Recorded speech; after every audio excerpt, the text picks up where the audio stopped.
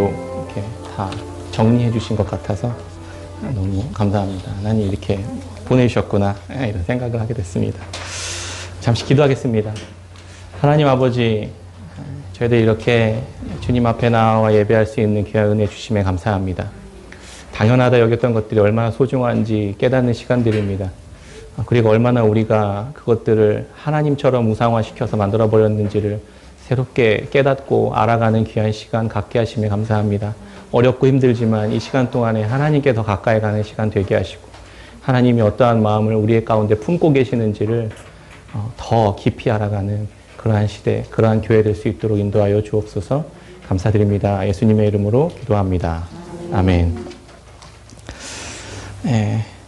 제가 얼마 만에 모여서 예배를 드리는 건지 모르겠습니다. 반갑습니다. 우리 서로 좀 앞뒤로 인사 좀 나눌까요? 얼굴도 좀 이렇게 보시고. 반갑습니다. 잘 지내셨습니까? 이렇게 나누면 좋겠습니다. 우리 어린이들이랑은 매일 봅니다. 매주 보고요. 월요일날 아침마다 큐티하고 지금 열심히 하고 있으니까 도전 받으시고 다음 세대는 지금 쑥쑥 자라고 있습니다. 지난번 예배 드린 날 한번 찾아보니까 8월 16일이었더라고요. 2달 조금 넘게 얼굴 보고 못 보게 됐던 것 같아요. 헤어져 있는 시간이 길어지니까 얼굴 마주하는 시간이 또 배로도 반갑고 또 그런 것 같습니다. 몸에서 떨어지면 마음도 멀어진다는데 다 마음 멀어져 가고 있는 건 아닌지 막 혼자 조바심 갖고 이러면 안 되는데 어떻게 하면 좋나 막 이러고 있었습니다. 다들 그러셨죠? 저만 그런 거 아니죠? 그래도 카카오톡이나 이렇게 유튜브 같은 게 또 같이 있어서 계속 이렇게 좀 소식도 전하고 얼굴도 보고 또 말씀이라도 나눌 수 있고 그래서 또 한편으로는 고맙고 감사한 것 같습니다. 이제 흩어져 예배를 드리는 게 자연스러워질 때가 됐나요? 저는 아직도 어색하고 아직 익숙해지지 않은 것 같습니다. 벌써 2020년도 석 달이 채 안 남았습니다. 처음에는 코로나 언제 끝나나 언제 다시 예전처럼 돌아가나 이렇게 기다렸는데 이제는 가만히 앉아서 그 시간들만을 기다릴 수는 없는 거구나라는 것들이 이제 우리가 깨달아가고 인정해가고 있는 것 같습니다. 예레미야를 묵상하면서 오늘날 살아가는 우리 교회가 이 시대와 역사 속에 하나님으로부터 오는 시대적 부르심과 사명이 무엇일까? 이것들을 고민하고 그것들을 발견하고 그대로 또 순종하며 살아가는 그러한 저희들이 되었으면 좋겠습니다. 오늘은 지금까지 묵상해 왔었던 예레미야 말씀을 대략적으로 개괄을 한번 하고 전체의 그림을 한번 살펴보려고 합니다. 그래서 우리가 요즘에 신앙의 길을 많이 잃어버리고 있는데 숲에서 길을 잃었을 때 높은 곳에 다시 올라가서 전체의 길을 다시 한번 보고 어떤 길을 향해 빠져나가야 되는지를 살펴보는 것처럼 또 내비게이션을 찍으면 원래 내가 지금 놓여져 있는 자리가 어디에 있는지 그 좌표를 먼저 찾고 그 다음에 목적지를 향해 가는 것처럼 교회 현재의 위치를 좀 분명히 좀 알고 역사 속에서 알고 인식하는 시간이 좀 되었으면 좋겠습니다. 그리고 하나님께서 어디로 인도해 가시기를 원하시는지를 한번 살펴보는 그래서 그 믿음과 확신으로 걸어가는 저희 교회가 되었으면 좋겠습니다. 6월부터 시작된 예레미야의 묵상이 벌써 5개월째 접어들어가고 있습니다. 잘 따라오고 계시죠? 3, 4월부터 이제 시작했는 코로나 위기가 찾아왔는데 마침 예레미야를 묵상하게 되었습니다. 얼마나 이게 지금 우리 상황에 시의적절한지 모르겠습니다. 우리들의 상황을 하나님의 말씀에 비추어서 한번 살펴보고 다시 한번 점검해보는 그런 시간들이 되는 것 같습니다. 지난주까지 묵상하고 있는 본문이 예레미야 49장이었습니다. 52장까지 예레미야가 있으니까 이제 거의 막바지에 도달했습니다. 힘내시고 마지막까지 열심히 한번 묵상해 보면 좋겠습니다. 예레미야서는 선지서들 중에서도 가장 복잡하고 가장 분량이 많고 어려운 선지서로 알려져 있습니다. 왜냐하면 양이 많습니다. 일단 양이 많고 무엇보다도 연대기가 불규칙합니다. 그래서 뒤에 있었던 일이 앞에 나오고 앞에 있었던 일이 뒤에 나오고 막 다 뒤죽박죽되어서 이야기가 이렇게 일관성 없이 배치되어 있는 것 같이 보입니다. 그래서 사람들이 되게 난해하는 이제 선지서이기도 하고 그래서 잘 읽지도 않잖아요. 그런데 예레미야서뿐만 아니라 성경에서는 종종 이렇게 시간의 순서가 막 뒤죽박죽 되어서 배치되어 있는 일들이 되게 많이 있습니다. 그래서 성경은 중요하게 여기는 것이 뭐냐면 주제별로 유사성을 가지고 주제별로 배치해 놓는 것입니다. 그래서 예레미야를 통해서 하나님이 그 주제에 대한 이야기를 하고 싶어 하신다라는 것을 우리가 예레미야 전체를 통해 볼 수 있습니다. 학자들마다 예레미야 전체를 구조화하는데 다양한 의견들이 많이 있습니다. 먼저는 크게 두 개로 나누는데 예레미야 1장부터 25장까지 유다에 대한 하나님의 심판을 다루는 전반부의 내용으로 묶어놓고 26장부터 52장 마지막 장까지는 이스라엘을 포함한 열방에 대한 심판에 대해서 후반부에 이렇게 크게 그 두 덩어리로 나눠서 이렇게 생각해 볼 수 있습니다. 더 세부적으로는 4개의 단락으로 나누기도 하는데 오늘은 조금 더 설득력 있는 구조 이렇게 부분을 한번 나눠 보려고 합니다. 예레미야는 하나님으로부터 말씀을 직접 받습니다. 이것을 묵시라고 하는데 묵시의 내용과 그 예레미야가 받은 묵시의 내용을 가지고 세상 현장 가운데 나가서 그 말씀을 전합니다. 그래서 현장에서 부딪히고 깨지고 핍박받고 하는 일들을 겪고 다시 예레미야는 또 묵시로 들어옵니다. 묵시, 현실, 묵시, 현실 이렇게 이것들을 반복해가는 과정을 전체의 구조로 놓습니다. 그래서 앞부분에는 예레미야 1장은 예레미야가 소명을 받는 장면으로 서론으로 두고 묵시, 현실, 묵시, 현실, 묵시 이 이야기를 구조적으로 반복하는 패턴을 보여줍니다. 그리고 맨 마지막 52장은 후렴 부분처럼 이렇게 부록처럼 맨 마지막을 두고 이야기를 마무리하는 이 전체의 구조를 이렇게 생각해 볼 수 있습니다. 이렇게 가로를 둔 W자형 구조를 가지고 있다. 이렇게 이야기하는 학자들도 있습니다. 저는 이 이야기가 좀 되게 많이 설득력 있어 보입니다. 그래서 그 이야기를 따라서 한번 개괄적으로 한번 살펴보려고 합니다. 그래서 먼저 예레미야 1장은 예레미야 선지자가 하나님으로부터 부름받는 장면이 나옵니다. 기억하시는지 모르겠습니다. 예레미야라는 이름 자체는 원래 그래서 하나님, 여호와께서 뛰어나시다, 여호와께서 세우신다, 깨뜨리시다라는 의미를 다 포함하고 있습니다. 그래서 이 저자의 이 이름은 책 전체의 주제와 굉장히 이렇게 밀접한 연관성이 있습니다. 저자는 이 하나님의 언약을 버려버린 이 백성들이랑 온 열방에 대해 심판하시는 메시지가 다 기록되어 있습니다.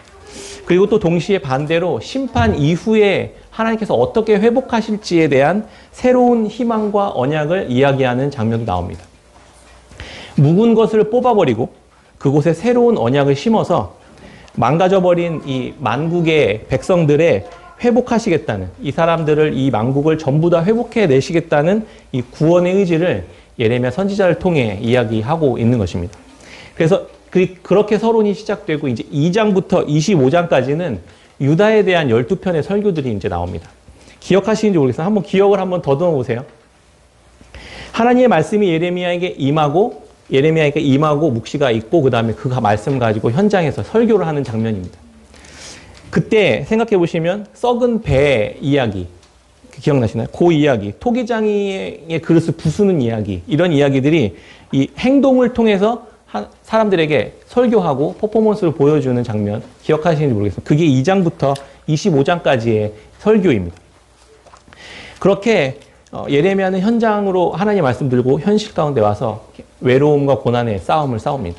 그리고 나서 26장부터 29장은 하나님의 말씀을 전달하는, 그렇게 현실 가운데 전달하는 장면이 나옵니다.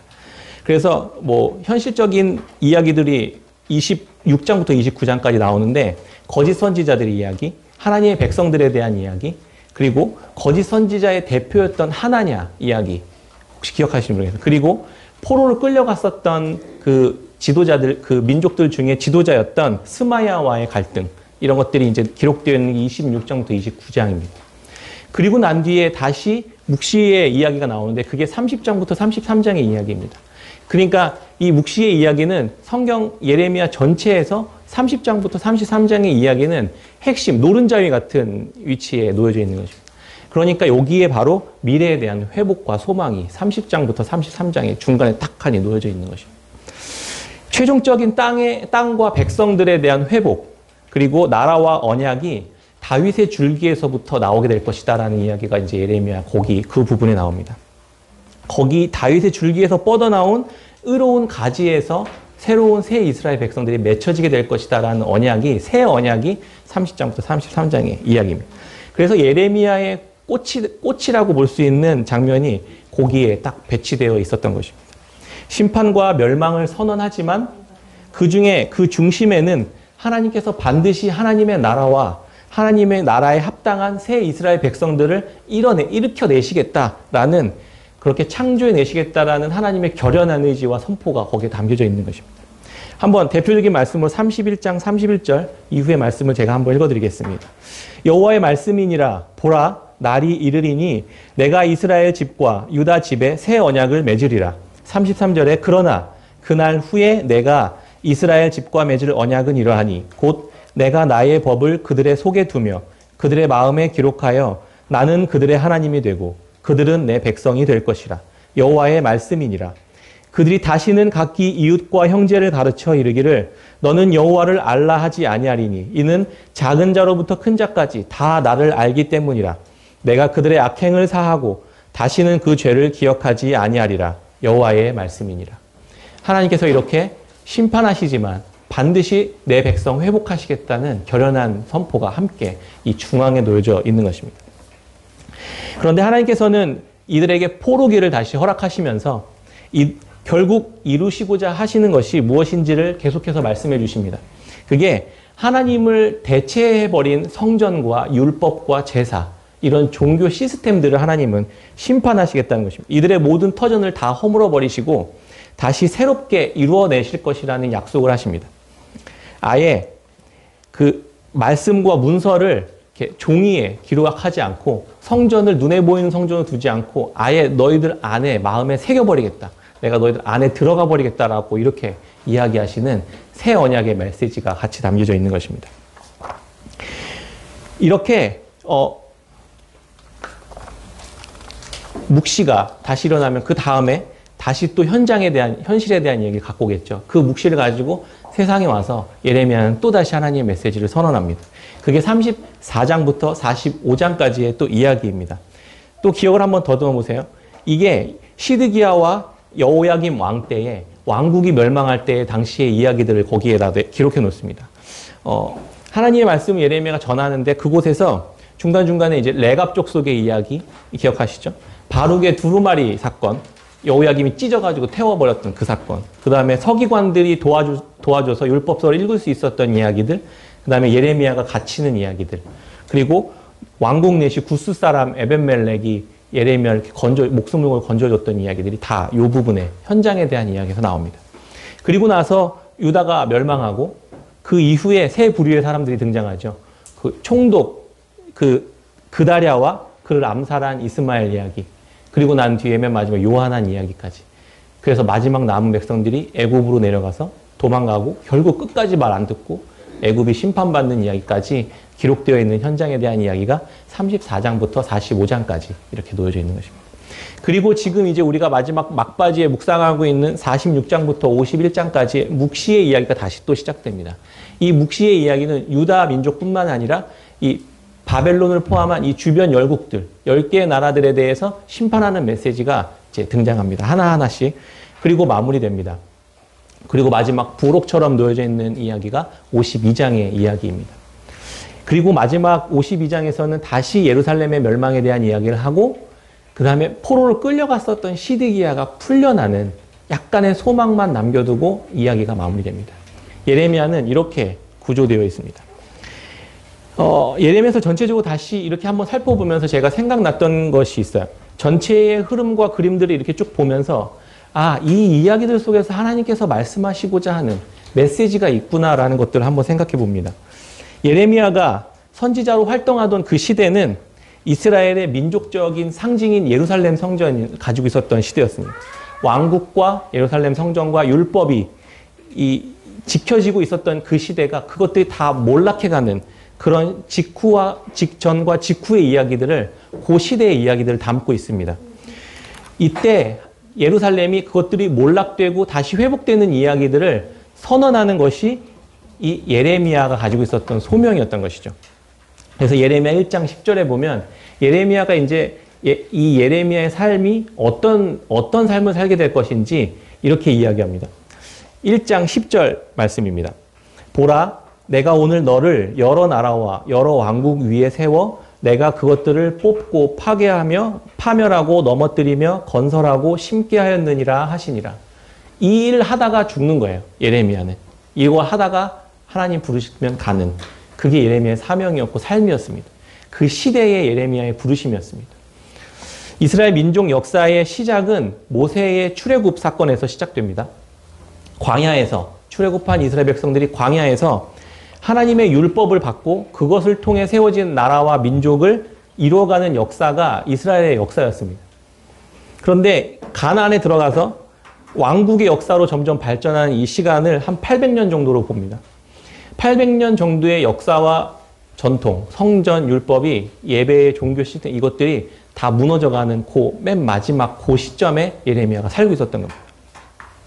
굉장히 이 처참하게 무너지고 파괴되고 뽑히고 파멸되는 그렇게 어둡고 우울한 시기들을 예레미야는 살아갑니다. 그리고 그 이야기들을 예레미야를 통해 보여주고 있는 것입니다. 그렇지만 다 진멸되는 게 아니라 아까 이야기했던 것처럼 30장부터 33장에 핵심에서 다루었던 것처럼 그 속에 가장 밝고 또 가장 찬란한 새 언약의 약속이 거기에 이렇게 메시지가 그때 탄생하기 시작하기도 합니다. 그러니까 소망을 보여주시면서 동시에 파멸을 이야기하는 그런 메시지가 예레미야의 메시지였던 것입니다. 그래서 예레미야는 건설하고 다시 심는 역할까지 감당할 수 있게 된 것입니다. 궁극적으로는 율법 시대가 종식하고 몰락하고 다시 새로운 새 언약의 시대가 도래했다는 것을 선언하는 게 예레미야 말씀의 핵심적인 이야기인 것입니다. 무언가 새롭게 시작하려면 먼저 선행되어야만 하는 것들이 있습니다.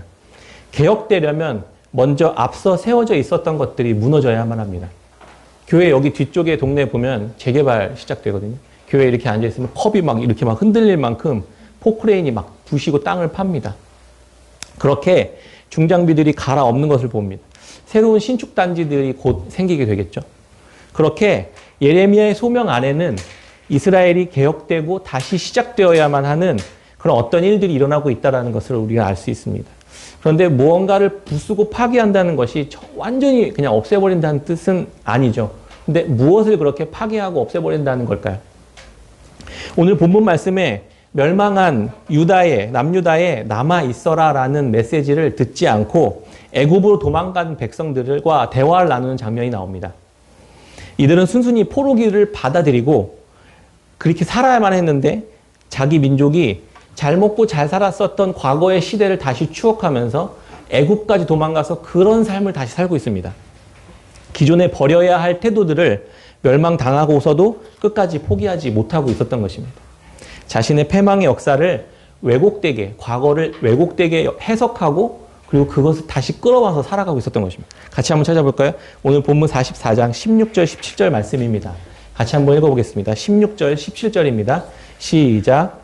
내가 여호와의 이름으로 우리에게 하는 말을 우리가 듣지 아니하고 우리 입에서 내 모든 말을 반드시 실행하여 우리가 불례하던 것 곧 우리와 우리 선조와 우리 왕들과 우리 고관들이 유다 성읍들과 예루살렘 거리에서 하던 대로 하늘의 여왕에게 분향하고 그 앞에 전제를 드리리라. 그때에는 우리가 먹을 것이 풍부하며 복을 받고 재난을 당하지 아니하였더니 우리가 하늘의 여왕에게 분향하고 그 앞에 전제를 드리던 것을 패한 후부터는 모든 것이 궁핍하고 칼과 기근의 멸망을 당하였느니라 하며. 남유다는 이미 완전히 몰락했습니다. 완전히 망했습니다. 그런데 이스라엘 백성들의 몰락한 역사에 대한 해석, 원인에 대한 해석을 그때 우리가 더 열심히 하늘의 여왕을 섬겼어야만 했는데 라고 해석한 것입니다. 지금으로 이렇게 억지로 해석해 보면 더 열심히 예배 드렸어야 되는데 더 뜨겁게 헌금하고 더 뜨겁게 기도도 하고 더 뜨겁게 우리가 봉사했었어야만 했는데 라고 들립니다. 저는 더욱 열심을 내어 예수님을 믿어 우리가 복받는 삶을 더 열심히 했었어야만 했는데 라는 아쉬움처럼 느껴집니다. 그러나 하나님의 해석은 전혀 달랐습니다. 하나님은 지금껏 이들이 목숨처럼 여기며 소중히 보존해 왔었던 성전과 율법을 중심으로 한 그렇게 중심으로 세워진 이 문화와 전통과 질서와 이 삶의 방식들을 송두리째 지금 치워버리고 계셨던 것입니다. 그들이 어느새 하나님이 아닌 우상이 되어버린 이유로 폐허가 된 것이라고 이들의 과거 삶의 오류를 하나님은 해석해 줬던 거예요. 그 이유가 아니라 다른 이유 때문이다라고. 너희들이 열심히 했었던 그것 자체가 하나님처럼 되어버렸다고, 그래서 그걸 치우기 위해, 파괴해버리기 위해 지금 이 일을 내가 행한 것이라고 하나님은 설명해주고 계셨던 것입니다. 하나님의 해석이 이렇습니다. 22절, 23절입니다. 같이 읽어보겠습니다. 시작. 여호와께서 너희 악행과 가증한 행위를 더 참을 수 없으셨으므로 너희 땅이 오늘과 같이 황폐하며 놀램과 저주거리가 되어 주민이 없게 되었나니 너희가 분향하여 여호와께 범죄하였으며 목소리를 순종하지 아니하고 여호와의 율법과 법규와 여러 증거대로 행하지 아니하였으므로 이 재난이 오늘과 같이 너희에게 일어났느니라. 아멘. 이제 이스라엘 백성들은 변방으로 떠밀려 가서 바벨론의 권력 아래 머리를 조아리며 살아가는 그런 소수의 민족으로 다시 찌그러져 살아가야만 하는 처지에 놓여버리게 된 것입니다. 이들은 하나님이 주신 율법과 제사 그리고 성전을 가지고 그것 자체를 우상이자 하나님이 되도록 만들어버렸던 것입니다. 율법과 제사와 성전 중심의 삶을 통해서 세상에서 욕망과 안락한 삶을 추구하는 모습만 남아버린 이스라엘 백성들에게 하나님은 가장 중요한 한 가지만 남겨놓고 다 걷어내버리시는 개혁을 감행해버리신 것입니다. 이런 개혁의 역사는 인류의 역사 속에 계속 반복되어져 왔었던 것을 알 수 있습니다. 최근에 제가 공부했었던 신학교의 교수님, 역사신학 교수님이신 장동림 교수님이 포스트 크리스텐덤 시대의 기독교라는 책을 요즘에 읽고 있습니다. 우리나라뿐만 아니라 전체의 기독교와 교회 역사를 이렇게 짤막하고 재미있게 잘 정리해 주셨습니다. 오늘날 정리해보면 이렇습니다. 오늘날 한국교회가 놓인 이 시대를 한마디로 얘기하자면 크리스텐덤 시대가 지나고 무너지고 포스트 크리스텐덤 시대가 도래해서 그 시대를 우리가 살게 될 것이다 라는 말입니다. 크리스텐덤 시대라는 말이 좀 생소하시죠? 크리스텐덤이라는 말은요, 기독교가 지배하는 국가나 사회라고 정의할 수 있습니다. 기독교가 국가와 사회를 지배하는 것입니다. 기독교 세계나 기독교 국가라는 말과 동의어라고 보시면 됩니다. 오늘날 그게 가능해? 라고 생각할 수 있겠지만 역사를 한번 살펴보면요. 역사적으로 보면 예수님이 탄생하신 이후에 서구의 역사 2000년 동안 기독교가 1000년 가까운 시간을 크리스텐덤 시대로 지배하며 살았습니다. 고대 사회의 기독교는요, 예수님의 부활과 승천 이후에 로마로부터 엄청난 박해와 핍박을 받았잖아요. 300년 동안 그렇게 살았습니다. 그런데 313년 콘스탄티누스 황제가 이제 밀라노 칙령을 발표하면서 크리스텐덤 시대가 그때부터 시작됩니다. 그러니까 기독교는 전 세계를 제패하고 있었던 제국 안에 핵심 가치로 들어가서 그 제국을 통해 이 나라를 지배하기 시작합니다. 기독교 사상과 세계관으로 세상을 다 지배합니다. 그래서 정치, 경제, 종교, 사회, 문화, 언어, 교육 이런 모든 영역을 다 기독교 세계관으로 다 지배해버립니다.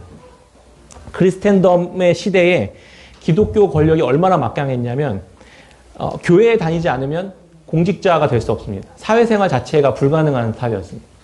그리고 한 나라의 왕으로 등극하면 교황이 머리에 관을 씌워줘야만 왕이 될 수 있는 그 정도의 권력을 가지고 있었습니다. 이렇게 막강한 권력의 정점에 있었던 교회는 이후에 부패와 타락으로 변질되었던 역사를 잘 알고 계시죠. 그리고 그렇게 크리스텐덤 시대는 붕괴하고 포스트 크리스텐덤 시대가 도래하게 됩니다. 이때 중심이 됐던 게 종교개혁입니다. 다음 주가 종교개혁 주일입니다, 마침.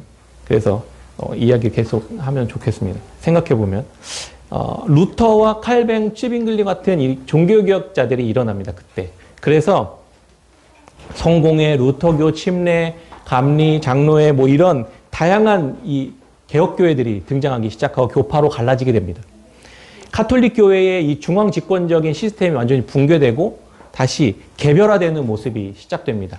하나님이 이렇게 역사를 이끌어 가셨던 것이죠. 역사적으로 보면 14세기의 르네상스 시대가 지나고 그다음에 이성과 자연과 조율과 조화와 이런 진보를 5대 원리로 추구하고 있었던 계몽주의자들을 통해서 크리스텐덤이 급격하게 해체됩니다. 그래서 과학이 계속 발달하고 그다음에 이성이 중시되는 시대가 계속 도래하죠. 그러면서 이 크리스텐덤 시대는 급격하게 이제 완전히 몰락해 버리게 됩니다. 민주주의와 자본주의도 이때 계속해서 발달하기 시작합니다. 이때 이제 점차 하나님 없이도 세상을 이해하고 설명할 수 있는 시대라고 이 교수님은 방법론적 무신론의 시대가 왔다 이렇게 설명합니다. 이 성경의 역사는 계속해서 이런 방식의 계속 패턴을 반복합니다. 과거에 인간들은 끊임없이 계속 성전과 권력을 쌓아 올리는 방향으로 계속 나아갑니다. 제국을 만들어서 사람을 통제하고 장악하려고 하고 하나님은 끊임없이 그것을 끌어내리는 일들을 역사 속에서 계속 반복해 왔습니다. 하나님의 부름을 받은 아브라함은 당대의 비주류 사람이었습니다. 우상을 만들던 변방의 사람이었습니다. 이 사람을 통해서 아브라함의 후손 이스라엘 백성들은 모세의 인도로 출애굽을 경험하게 됩니다. 그렇게 광야로 몰려 나와 하나님을 다시 만나게 되고 율법을 갖고 가나안에서 다시 제국을 형성하죠. 이렇게 이 역사들이 계속해서 반복되는 것들을 이런 사이클들을 반복하는 것들을 보게 됩니다. 그렇게 이스라엘 백성들도 제국을 만들었다가 붕괴하고 또 제국을 만들었다가 붕괴하고 이 역사들이 계속 반복됩니다. 그리고 이런 역사의 흐름 끝자락에서 예수님이 탄생했죠. 예수님도 제자들도 모두 당대에는 정말 비주류의 사람들이었어요. 정말 변방의 사람들이었고 그 사람들을 통해서 예수님이 부활하시고 난 이후에 제자들을 통해서 로마 제국이 대도시의 교회가 스며들어가기 시작하고 교회들이 세워지기 시작했습니다. 교회는 소수였지만 그들 안에 있는 그리스도와 함께 살아있는 이 생명의 말씀들이 역동하면서 로마의 제국을 붕괴시켰습니다. 그리고 또다시 교회는 로마를 점령하고 크리스텐덤화되는 역사를 다시 반복하게 됩니다. 이게 보이시나요? 패턴이 계속해서 세우고 붕괴하고 다시 생명을 주셔서 다시 세우고 붕괴하는 이런 역사들이 계속 반복된다는 것을 알 수 있습니다. 제가 이후에 이 거창한 역사의 이야기를 했냐면 오늘 우리 교회가 서 있는 이 이야기가 오늘 우리가 살아가는 이 시대가 이 역사와 무관하지 않다는 것입니다. 이 한국 교회는 그리고 우리가 서 있는 이 한국 교회의 흐름이 서구의 크리스텐덤의 시대까지는 아니지만 우리 한국 사회도 비슷한 역사를 밟아왔습니다. 대한민국의 역사와 교회는 이 크리스텐덤화 되어지는 과정을 지금까지는 밟아왔던 것입니다. 제가 어릴 적만 해도 제가 고신측에서 나고 자랐는데요. 주일날 돈을 쓸 수 없었습니다. 이렇게 뭘 사거나 이렇게 할 수 없었어요. 운동도 못했습니다. 왜냐하면 주일날은 쉬어야 되니까. 목사님은 하나님의 대언자 같은 존재였습니다. 그래서 하나님의 사자, 이러면서 제사장, 이런 분이었어요. 그래서 설교단 위에는 아무도 올라갈 수 없었고, 그렇게 되었었습니다. 목사님의 말씀이 곧 법이었으니까요. 그렇게 교회에서 자란 저의 삶은 이 크리스텐덤 시대를 철저히 경험해 왔었던 삶을 좀 시대를 살았던 것 같아요. 어렸을 적 시대. 교회는 한국 사회에서 그래서 권력과 함께 이 특별한 특권과 지위를 많이 누려왔었습니다. 한편으로는 좋은 영향력도 많이 이 사회에 끼쳤죠. 그런데 수많은 부패와 비리, 그리고 무리한 선교 방법, 그리고 무례한 기복주의와 같은 이런 신앙, 이야기들이 벌써부터 문제들이 과거부터 20, 30년 정도 터져나오기 시작했었죠. 한 사회 속에서 많은 힘과 권력을 가졌었지만 예배를 드리는 것 외에는 아무런 힘과 영향력도 없는 바벨론 포로 직전의 남유다 상황과 똑같은 상황을 우리는 지금 걸어가고 있다는 것을 이야기하고 싶었습니다. 이제 코로나19로 한국 사회도 이 크리스텐덤 시대는 붕괴되고 포스트 크리스텐덤 시대 안으로 들어가고 있는 길목에 서 있는 것이라는 사실을 우리는 알아야만 합니다. 그리고 그걸 인정해야만 합니다. 우리는 이제 세상의 중심이 아니라 변방으로 그리고 소수로 밀려나 살아갈 수밖에 없는 운명의 시대에 놓여져 있는 것입니다. 예레미야의 말씀이 지금 우리 시대에 적실하게 필요한 이유입니다. 저는 이런 생각을 합니다. 요즘 많은 교회와 성도님들이 코로나 이전으로 다시 돌아가서 일상이 다시 회복해 주시도록 그렇게 열심히 기도하십니다. 온라인 실시간 유튜브를 보면 실시간 스트리밍으로 과거에 금요 기도회, 새벽 기도회 뭐 전부 다 온라인 스트리밍으로 다시 이루어지고 있습니다. 그런데 대면 예배를 과거에 그 화려했었던 대면 예배를 다시 끝까지 붙들고 있는 것처럼 느껴집니다. 그게 나쁜 거라고 이야기하는 게 아닙니다. 그런데 우리들의 모습이 이제는 바벨론의 포로로 끌려가야만 하는 상황 속에 놓여져 있음에도 불구하고 그것을 끝까지 인정하지 않고 과거의 성전을 붙들고 율법을 붙들고 과거의 전통과 크리스텐덤 방식을 고수하며 버티는 유다 민족들, 유다 백성들과 같은 모습은 아닐까 한번 생각해 보게 되었습니다. 아프지만 포로기를 시작하셨다고 하나님은 결정하셨다고 말씀하신다면 우리는 그것에 대해 순종하는 것이 우리가 해야 될 태도이고 그에 맞게 그러면 그걸 어떻게 받아들이고 그 안에서 우리는 그럼 다시 어떻게 아까 묵시의 중심에 놓여졌던 30장부터 33장의 새 언약의 이스라엘 백성들을 어떻게 회복하실 것인지 바벨론 포로기 중에서 그것을 어떻게 회복하실 것인지를 배우고 알고 그리고 그거에 순종하며 살아가는 우리들의 시대적 사명이 있다라는 것을 우리가 계속해서 알아가고 인정하고 그것을 배워가는 시간이었으면 좋겠습니다. 말씀을 맺겠습니다. 지난주 100주년 기념교회 담임이셨던 이재철 목사님께서 지금은 제2의 종교개혁 시대다라고 이야기하시는 이야기를 들었습니다. 예레미야 시대의 남유다 백성들이 예루살렘과 율법과 종교 시스템 자체를 우상화했었던 것처럼 또 중세 시대의 교회가 교회당과 예배와 권력을 우상화했었던 것처럼 개혁교회가 다시 동일한 전철을 밟고 있는 것처럼 느껴집니다. 지금 우리는 우리 안에 신앙이라는 이름으로 말씀과 교회와 예배와 성전 같은 것들이 문화처럼 전통처럼 당연히 따라야만 하는 습관처럼 하나님을 대체해서 세워져 있는 것들은 없는지 그것들은 무엇이 있는지 철저하게 하나님 앞에 말씀 앞에 확인하고 점검하고 그것들을 깨트려야만 하는 때가 되었던 것입니다. 돌아보았으면 좋겠습니다. 지금 우리 교회 안에 우상화했었던 그 모든 것들은 다 뽑히고 파괴되고 파멸하고 넘어뜨려야만 하는 때가 된 것입니다. 한편으로 그 시간 동안 우리는 애통해야 하며 우리가 마음 깊이 소망해야 할 것은 다시 크리스텐덤식의 방식의 교회를 회복해달라고 하나님께 매달려 기도할 것이 아니라 변방에서 소수였지만 제자들과 함께 강력한 성령과 말씀으로 다시 건설하고 다시 심으시는 예수 그리스도의 새 이스라엘로 새 이스라엘과 새 백성으로 교회로 새로운 교회로 회복되는 것을 소망하는 것이 되어야 할 것이라고 믿습니다. 적절하게도 예레미야의 말씀이 끝나고 우리 생명양식 말씀에 야고보서 말씀이 시작됩니다.